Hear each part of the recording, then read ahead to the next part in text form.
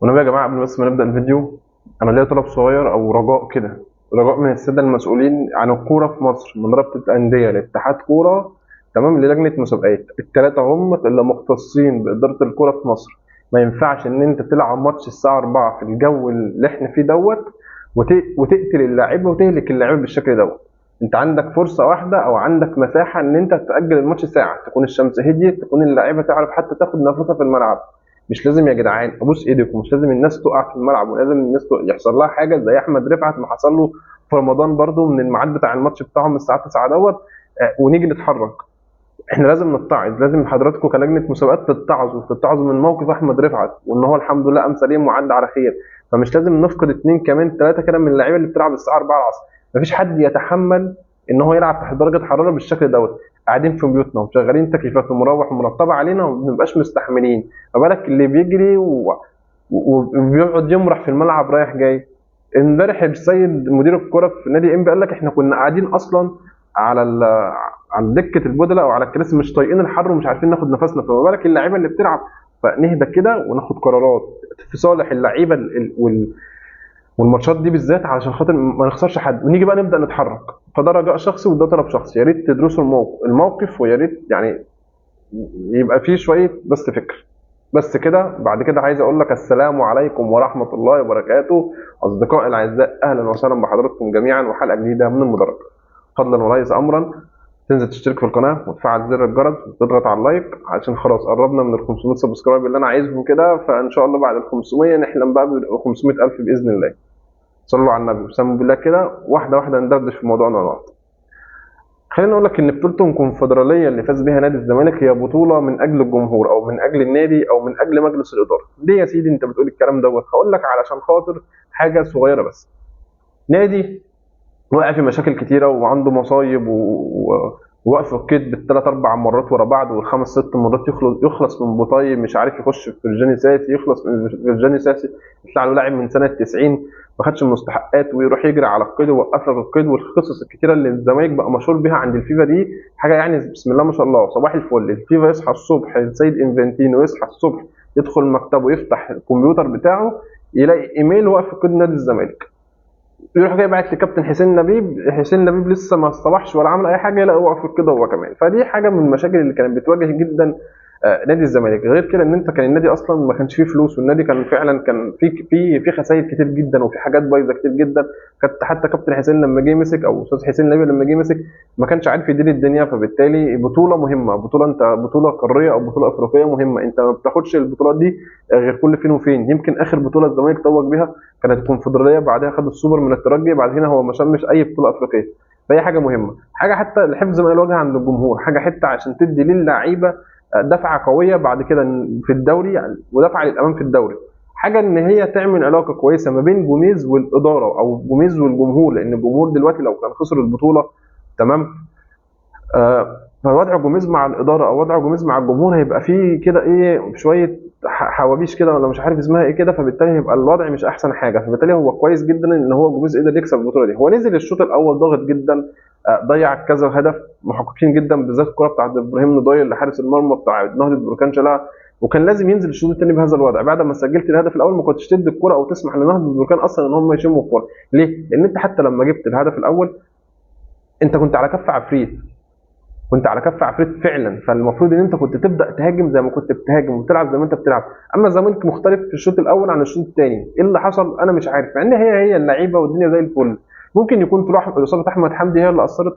بمناسبه احمد حمدي ايه، بما ان جبنا السيره الكريمه دي، الحاجه الوحيده اللي مزعلاني عند الزمالك او اللي حصل مع جماهير نادي الزمالك او في الفريق الكره في نادي الزمالك واللي انا مستغرب عليها، زي مجلس اداره الاهلي فرط في لاعب زي ده احمد حمدي ده. يعني حسام غالي قال لك ده خليفتي. فعلا انت كان عندك مشكله مثلا في غياب امام عاشور الفتره دي، فاحمد حمدي كان هو اللي هيقوم بالمهمه على اكمل وجه. وبعدين انت سبته، ما رضيتش اصلا تطلعه في الاول وتوديه ايطاليا. باليرمو الايطالي لما طلب قلت لا انا محتاجه.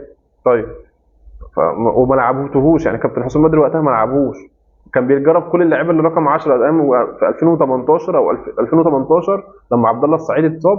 كل اللعيبه لعبت رقم 10، كان احمد حمدي الوحيد اللي معاه على الدكه، الوحيد اللي ما لعبوش رقم 10 مع ان ده مركزه. طيب ما عرفتش احافظ عليه وديته اعاره اعاره اعاره. لاعب كان فري معاك، ازاي ما فكرتش فيه؟ ازاي ما كان لاعب زي ده، جوده لاعب زي ده محترمه جدا. كان هو في الفتره دي هو، لا هو ليه بصمه مع الزمالك مؤثره جدا، اذا كان هو لذيذ. فانت لاعب زي ده المفروض ما كنتش تسيبه. هو الواد يعني من ولادك، فانت اولى بيه. بس مش مهم. عندك واحد مثلا زي محمد شحاته، زي دونجا، اللي اخيرا انا الواحد شاف يعني مثلا ممكن يكون نص الملعب بتاع الزمالك اتظبط الى حد ما شويه، بقى في لعيبه تقيله شويه، بقى في لعيبه بتلعب كره محترمه شويه، سواء بمحمد شحاته او بدونجا، الاثنين عندهم جرينتا وروح عاليه جدا. كمان الجون الهدف اللي سجله الزمالك، او اللعبه اللي راحت، الكره اللي راحت لزيزو، كان اساسها اصلا الخطفه بتاعت محمد شحاته، لعبها بشكل كويس جدا او خطفها بشكل كويس جدا ولعبها لزيزو، ومن زيزو لاحمد حمدي، وتسجل الهدف الاول.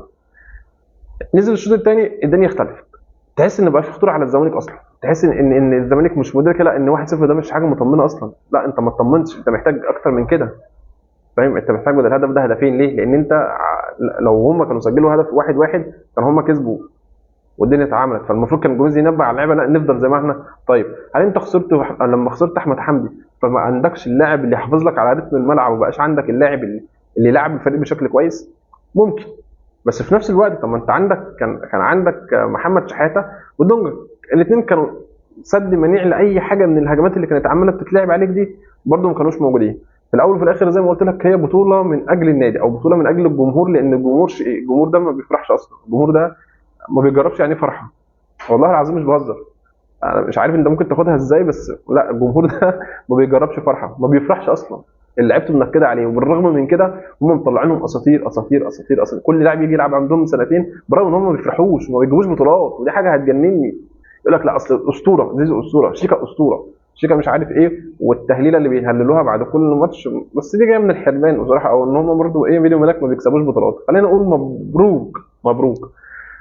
ففي الاخر، او مش في الاخر، دي انا هسيبها لك، اتقل عليا سنه، اتقل عليا عشان في حاجه مهمه جدا عايز اقولها لك. نيجي بقى لسوء التنظيم. العب كده، العب كده. ايه الناس اللي مش عارفه تنظم دي؟ ده مش ده بطوله مهمه. وساعتها الاتحاد الافريقي، انا فاكر طلع خبر ان الاتحاد الافريقي بيحقق مع نادي الزمالك ان هم مش عارفين ينظموا الماتش، او سوء التنظيم بعد عشان الاحتفاليه بالبطوله. شكلي كان وحش، وحش جدا، وحش جدا. انا شفت فيديو زيزو شايل بنته ومخضوض وهو ماشي، والبنت مخضوضه يا عيني من كم الناس اللي حوالين اللاعب. فيا ريت يبقى عندنا حسن التصرف وحسن التنظيم، عشان دي بتبقى واجهه للدنيا كلها. بس يبقى عندنا مشكله جامده في الحته زي دي عند نادي الزمالك. فاتمنى ان حبايبنا بتوع 100 عقبه يصلحوها، عشان دي واجهه البلد بس مش اكتر. في اخر حاجه خليني اقول لك اني مهما كسبت بطولات يا صاحبي، ومهما عملت انجازات يا غريمي، هيفضل جرح التسعه معلم لا مؤاخذه عليك. بس كده، مبروك. داير بقى من يومين كده حوار مش فاهمه. ماشي، الناس دلوقتي عماله تقول لك علي معلول هيعمل ايه، ومش علي معلول هيعمل ايه، والنادي هيجدد له، والنادي مش هيجدد له. طيب وعلي معلول من 2016 في النادي، بتتكلم في حوالي 8 سنين الراجل في النادي، بطولات وانجازات وارتباط مع الجمهور بشكل كبير جدا، وده واضح ومرئي امام الدنيا كلها. طيب بعد ما الراجل جاله اصابه في الوتر الاكيليس، والاصابه دي رخمه شويه، تكاد تكون بقت ابشع حاليا من رباط الصليبي، لان اللاعب بيغاب تقريبا موسم كامل، لان هي اصابه رخمه جدا ودمها تقيل. فبالتالي عندك علي معلول هيرجع، احتماليه رجوعه على نص الموسم الجاي، يعني هو الفتره اللي الجايه دي كلها هو مش معاك. فبالتالي دلوقتي بقت حاجه عند الناس متزوده، الا وهي النادي هيجدد لعلي معلول. هو الاهلي هيعمل ايه مع علي معلول؟ والله يعني انت متخيل ان النادي الاهلي ممكن يرمي لاعب عنده عمل تاريخ وانجازات زي علي معلول؟ طب انت ممكن تتخيل على مدار تاريخ المجلس الاداره بتاعت النادي الاهلي لموا لاعب او ما قدروش لاعب عشان جاله اصابه؟ طب انت ممكن تتخيل ان في لاعب اصلا او ايا كان لاعب جنسيته ايه ما تقدرش وخد تقديره الكافي، او ادى للنادي كتير وما تقدرش من النادي؟ احنا بقينا داخلين على ماتش مهم يوم السبت، ماتش مش سهل، تمام؟ فالناس شغلها عماله، فبلاحظ ان الناس عماله بتطلع ذنب كده عشان خلاص ايه يعني تطلع الفرقه من التركيز بتاعها. هو النادي هيجدد لعلي معلول؟ اه النادي هيجدد لعلي معلول. النادي هيقدر علي معلول؟ اه النادي هيقدر علي معلول. قصه الدولار والفرق الدولار والكلام ده هي كانت الازمه الفتره اللي فاتت ما بين النادي وما بين علي معلول، وبقى في تقارب في وجهات النظر جامده قوي. بس الفكره كلها ان النادي مش هيأيد علي معلول في الصيف وهيأيده في يناير.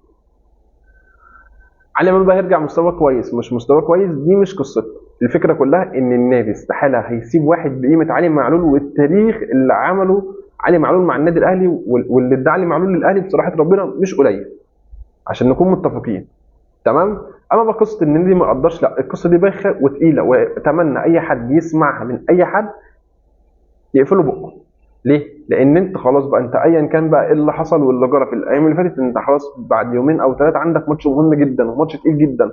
فيا ريت ان احنا نفكر فيه احسن من القصص دي كلها. بعد ما نخلص الماتش تمام نشوف بقى علي معلول هيعمل ايه، نشوف بقى مين اللي هيلعب مكان علي معلول، هل عمر كمال، هل كريم الدبيس. هنشوف بقى القصه كلها هتعمل ايه، حتى ما نشغلش بالنا مين اللي هيلعب مكان علي معلول في ماتش الترجي. ايا كان برضو كريم فؤاد ايا كان مين، دي مش قصتنا اطلاقا. القصه دلوقتي كلها ان احنا بقى نفكس للحوارات الفارغه دي كلها، ونركز مع ان النادي اللي عنده ماتش مهم جدا وماتش تقيل جدا جدا جدا يوم السبت ان شاء الله.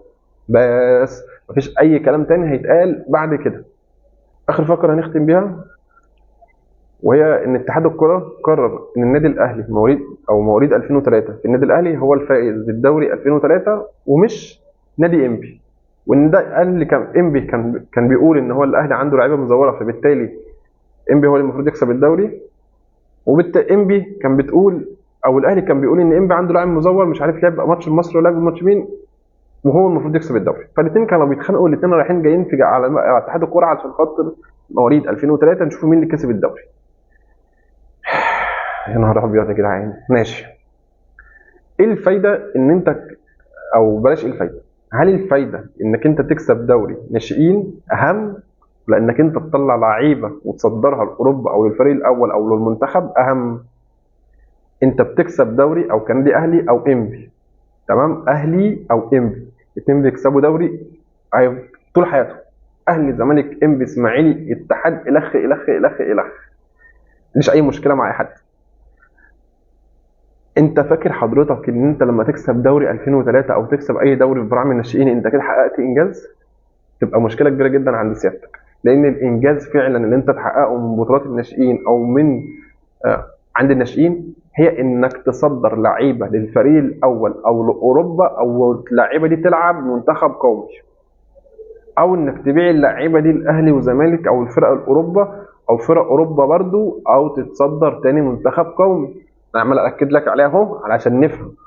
لكن قصه انك انت خدت دوري 2003، اصل خدت دوري 2006، اصل الاهلي عنده لعيبه مزوره، اصل انبي عنده لعيبه مزوره، ده كله كلام فارغ مش موجود في العالم.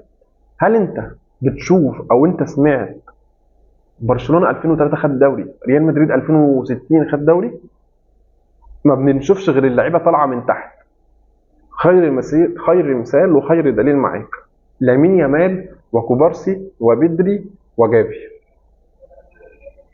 الثلاثه دولت او الاربعه دولت اللي انا يعني هم اللي في ذاكرتي دلوقتي، وقبلهم بلدي، كانوا في اللمسيه بتوع برشلونه في فريق الناشئين بتوع برشلونه. كل سنه برشلونه لازم يطلع لعيب تقيل وفريق اول.